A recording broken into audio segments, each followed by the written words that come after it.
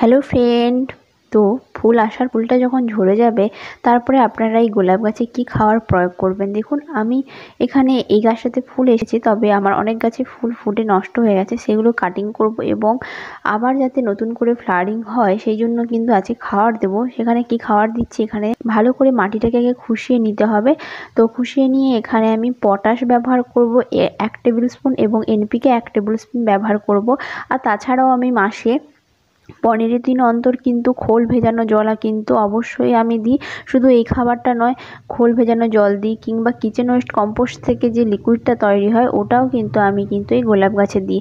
তাতে কিন্তু খুবই ভালো রেজাল্ট পেয়েছি। আর এখানে দেখুন যে গাছগুলোতে ফুল ফুটে নষ্ট হয়ে গেছে সেটাকে কিন্তু আগে স্যানিটাইজ করতে হবে কাটারটাকে, তারপরে কিন্তু অবশ্যই সেটা দিয়ে কাটতে হবে। নয়তো যেহেতু গোলাপ গাছ সেহেতু কিন্তু খুব সেন্সিটিভ একটা প্ল্যান্ট। এইভাবেই কেয়ার করুন। আজকে তবে আসি, বাই।